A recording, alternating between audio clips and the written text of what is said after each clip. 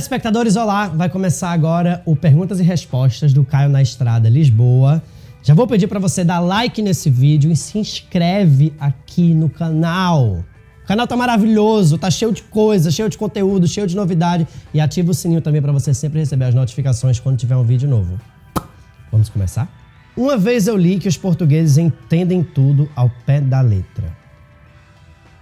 Falta fazer a pergunta, né, meu anjo? Porém, eles têm uma coisa de ser meio assim, meio metido a sarcástico, de ter essa inteligência meio rápida. Aí você chega, na moral, e pergunta assim: oi, você sabe onde fica a Praça do Comércio? Aí o que é que o cara responde? Sei. Ao invés de falar onde é a porra da praça, entendeu? Tem muito esses rolês de pé da letra aqui. Enfim, parece que eles têm um certo prazer em te deixar um pouco assim sem graça ou de ser o mais espertinho. Mas não é maldade não, gente. É o jeito deles. É que nem brasileiro gosta de abraçar, gosta de falar alto. Tem gente que acha isso mal educado, mas a gente é assim, né? Na grande maioria. Paciência. Depois desses dias intensos em Lisboa e arredores, como você explica o fascínio dos brasileiros por Portugal, mesmo diante das dificuldades encontradas por um imigrante, como também as dificuldades econômicas do país? A qualidade de vida seria o primordial para essa mudança de vida?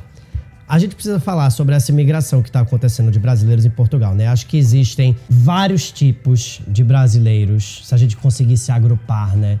Entre pessoas que são mais qualificadas ou em pessoas que realmente estão com dificuldade de encontrar uma oportunidade no Brasil, até aposentados. A gente fez um vídeo que tem um debate que ficou bem massa, que você pode clicar aqui no card e já assistir, onde a gente discute todos esses temas. Existem algumas coisas que facilitam muito esse sonho do brasileiro em vir para Portugal. Um deles, obviamente, é o idioma. Apesar de o português de Portugal ter uma sonoridade completamente diferente, é a mesma língua. Assim, se você perguntar um português que língua nós brasileiros falamos, ele fala que a gente não fala português, a gente fala brasileiro. E de uma certa forma eu até concordo, porque eu acho que é bem diferente, mas não tem comparação entre você pegar uma pessoa que fala português e uma pessoa que fala holandês. Obviamente, você vai conseguir entender pelo menos 80% do que aquela pessoa está falando, né? Então, isso ajuda muito. Portugal é um país que tem um inverno, mas não é um inverno tão rigoroso como o inverno alemão, como o inverno inglês, né? Apesar de que a gente está aqui há uns 8, 9 dias e choveu mais da metade desses dias. Chegou a chover até granizo. Então, acontece inverno aqui, mas em média, Portugal é um lugar muito solar. E isso ajuda muito os brasileiros. E eu acho que tem também uma certa estrutura de rede aqui. Tem muita gente. Então você vê o Brasil acontecendo o tempo inteiro, a cultura brasileira chegando o tempo inteiro. Então as pessoas conseguem criar umas redes de suporte que para um imigrante é muito interessante para lidar com questões como saudade, né? Questões como amizade mesmo, assim. O português é muito diferente do brasileiro. Ele é muito mais reservado, né? É até talvez um pouco mais melancólico mesmo. Tem um outro ritmo, tem uma outra educação. Então existem esses choques culturais que a gente precisa ter consciência. E tem outra questão também de mercado de trabalho que eu vou falar mais adiante em outra pergunta. Seguindo, eu queria saber sobre a especulação imobiliária e como os artistas estão se virando com preços cada vez mais altos de aluguel. Existe algum bairro que esteja se diferenciando pela chegada desses artistas, tipo Kreuzberg em Berlim e Shoreditch em Londres, antes de serem hypados?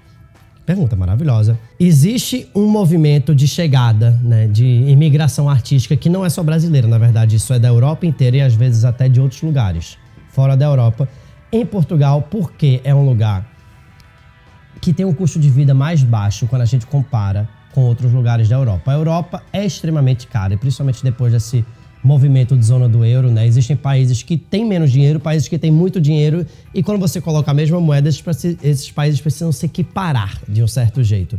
E aí tem esse movimento artístico acontecendo, principalmente num bairro chamado Intendente, que é um bairro que está passando por uma renovação muito grande aqui em Lisboa, onde já tem várias galerias, tem arte de rua. Fala-se muito também num bairro chamado Marvila, que fica bem mais distante e é um bairro mais industrial mesmo, que tem vários galpões onde as pessoas estão começando a montar cafés e lojas e galerias de arte. E, assim, existe essa discussão muito forte de especulação imobiliária aqui, e ela acontece principalmente por causa do turismo. O turismo em Portugal cresceu muito nos últimos anos. É quase 10% da economia do país hoje. Isso é muitíssimo. Então existe um movimento que aconteceu no Rio, por exemplo, na época das Olimpíadas e da Copa principalmente, que foi essa gentrificação. As pessoas entenderam que podiam ganhar muito dinheiro alugando seus apartamentos por temporada. Então isso vai empurrando quem quer morar mesmo na cidade para os arredores da cidade, porque é muito difícil pagar esse aluguel, que começa a criar um momento muito desleal para quem quer viver mesmo, e quem vem aqui passa 10 dias, aluga um apartamento e paga, sei lá, em uma semana, quem é dono do apartamento consegue ganhar mais do que se tivesse alugado o mês inteiro. Então são coisas do capitalismo, assim, que tem acontecido muito aqui em Portugal.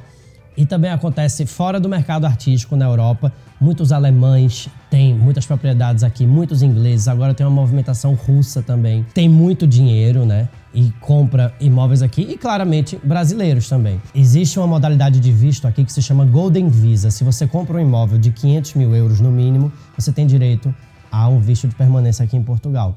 Então tem muito brasileiro que tem muita grana, que anda meio decepcionado com o Brasil, ou de repente fugindo de uma lava-jato, por que não? Né? Vamos falar a real também? Que tá comprando muito imóvel aqui e bota para alugar por temporada e ajuda essa gentrificação a crescer. Faz parte. Estou pretendendo morar em Lisboa o próximo ano. Queria saber qual é o custo de vida da cidade, como um lugar para morar, comida, transporte, etc. Um abraço, amo seus vídeos. Viu o quê? Obrigado. Eu acho o custo de vida daqui, comparado com o que a gente vive no Brasil, nas grandes capitais como Rio e São Paulo, por exemplo, muito mais barato. Muito mais barato mesmo. O supermercado é surreal. Nós somos 3 pessoas nessa casa. A gente vai no supermercado a cada 3 dias, assim. E a gente fez uma grande compra que era de comida, de material de limpeza, de praticamente tudo que a gente precisava para fazer umas refeições em casa e ter o que comer.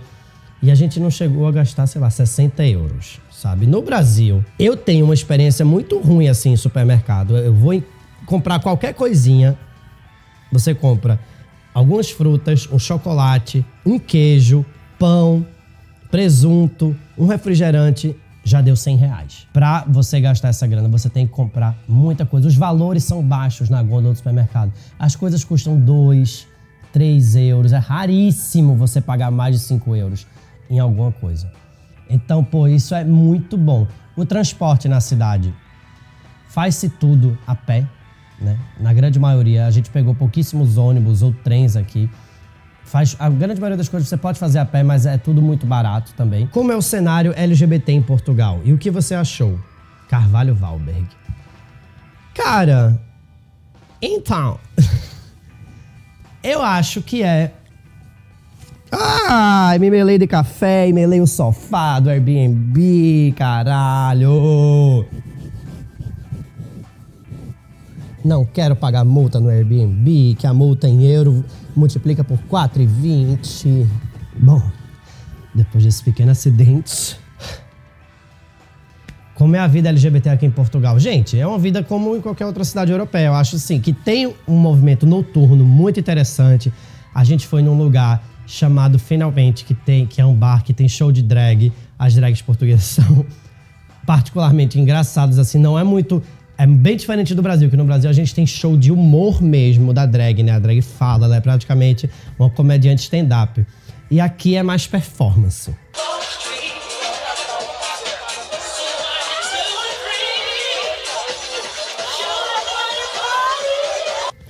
E agora, a gente enfrentou uma realidade aqui de uma dificuldade de interagir com os portugueses, né? Sejam gays ou não, né? Não tem muito a ver com a sexualidade. Mas é porque eu acho que o mundo gay tem uma paquera, né, mais aberta pelo mundo inteiro. E aqui eles são muito fechados, são muito frios, tem um olhar meio pra baixo, assim, não paqueram muito comparado com o Brasil, quando a gente tem aquela coisa... Acho que do olhar, né? Até do tesão mais aflorado mesmo. Não sei, tem uma certa frigidez. Entendeu? Acho que todo mundo fala que é super difícil conseguir um date aqui. Que você tem que tomar vários cafés, né? Eu conversei com um monte de brasileiro que mora aqui. Eu falei assim, gente, e aí? Poxa, eu vou vir para Portugal, não vou comer um bolinho dos bacalhau, meu anjo. Como é que vai ser isso aí, meu anjo? E eles falaram assim, Caio, tem que tomar 3 cafés, tem que andar com uma máquina de Nespresso, meu filho, pra poder ficar tirando café na rua pra poder conquistar os boys, que o povo aqui é movido a cafeína. Eu falei assim, ai não, gente. Palhaçada. Aí eu me agarrei com os brasileiros mesmo, né? Porque, enfim, tem um monte de brasileiro aqui. Tô pra conhecer um português maneiro ainda aí, que tá, enfim, mais aberto. Achei muito fechado. Caio, não sou católica. Você acha imprescindível visitar Fátima mesmo assim? Você gostou? Já conheci gente que gostou e que achou a cidade meio triste. Melissa M. Schneider. Eu achei muito legal. Eu sei lá, difícil definir a religião porque eu gosto de um pouco de cada coisa, assim. Mas eu acho que é um lugar que tem uma energia muito interessante, assim. Eu me senti muito... Fiquei super arrepiado no momento de acender as velas, né? E de rezar e de me conectar. O santuário é lindo. Eu acho que, sei lá, nas minhas viagens eu sempre tento mesclar muita cultura, muito fervo e um pouco de religião também, porque eu acho super importante esse lance de agradecer e se conectar com o divino, seja qual for a maneira. Nossa Senhora de Fátima é muito querida, muito cultuada. Então, e você vê as pessoas fazendo a passagem de joelhos, né, até o santuário, pagando suas promessas. Eu acho isso muito emocionante e faz parte da cultura de Portugal. Aqui é um país super católico, super religioso e super tradicional. Então acho que vale a pena, sim, por esse contato com a cultura religiosa, que também, além da cultura gastronômica, além da cultura de navegação, é um pilar português. Quando vem europeu aqui pro Brasil, todo mundo fica tietando os gringos. Qual é a relação dos portugueses com os brasileiros aí? Rola alguma discriminação? Essa pergunta é boa. M4R.6X. Essa pergunta é boa porque isso é uma realidade. Nas cidades menores, por exemplo, eu que sou de Recife, toda vez que tem um gringo, todo mundo fica assim, ai, de onde você é? Puxa assunto, chama pra casa, faz um café, faz um almoço. Tenta inserir esse gringo na realidade, né? A gente é muito aberto. Eu sinto muito isso em cidades menores. No Rio e em São Paulo, a pegada já é um pouco mais diferente. Não é que as pessoas tenham rejeição, de jeito nenhum. A gente acolhe também, mas existe um fluxo muito, muito grande de gringos, né, nessas cidades. As amizades com os gringos duram menos tempo, porque geralmente são pessoas que vão ali, passam 1 ou 2 semanas, 3, depois vão embora. Eu tenho amigos cariocas que detestam se relacionar com o gringo, porque sempre acham que o gringo vem pra cá, e aí a gente abre as pernas, né, como a gente costuma falar, e bota na boa e leva pra tudo, não sei o que, depois o gringo vai embora e caga na cabeça. Eu não concordo com isso, eu sempre gosto de tratar bem os gringos, porque o mundo dá muitas voltas, a vida é imensa e depois você acaba encontrando essa pessoa e vivendo uma amizade de verdade. E amizade com o gringo é um negócio do caralho. Agora, aqui em Portugal, eu acho que não tem essa coisa que a gente faz no Brasil de receber assim, Porém, há muitos são sim um pouco mais fechados. Mas a gente foi super bem recebido por um casal de um brasileiro com um português, né, Nuno e Jaime, que receberam a gente na casa deles e levaram a gente pra passear. Então, assim, eles não são tão frios assim, entendeu? Mas acho que você precisa quebrar uma barreira, que é essa barreira de alguém te introduzir, de você se conectar com essa pessoa. E aí vocês começam a falar e você vê que Portugal e Brasil têm tantas coisas em comum. E isso é muito incrível, assim, de perceber. A gente anda pelas ruas daqui, a gente anda pelos restaurantes, a gente vê o Brasil por todas as partes, porque o Brasil foi uma colônia portuguesa, né, gente? Foram, sei lá, quase 400 anos até a independência do Brasil. É muito forte esse intercâmbio eu acho que vai existir ainda por muito tempo. Considerações finais. Adorei Portugal. Tô encantado com isso aqui. Acho que é um lugar que tá passando por uma transformação incrível. Existe muita vida nesse lugar. É muito interessante você ver essa ebulição, assim. O lugar quando tá... Por exemplo, se você pegar Lisboa e o Rio de Janeiro, são cidades que têm astrais atualmente completamente diferentes. É praticamente uma coisa que você sente no ar, assim, pra quem é mais intuitivo. Então aqui realmente é um banho de energia boa e um olhar pro futuro de otimismo, assim. Eu acho isso muito massa. Quem gostou desse vídeo, se inscreve aqui no canal, dá um like, compartilha com os amigos, marca os amigos que querem vir morar em Portugal, que tem esse sonho de Lisboa. Acho que tem muitas muitas coisas legais. E vocês podem mandar mais perguntas também, que a gente pode continuar o papo aqui nos comentários. Beijo!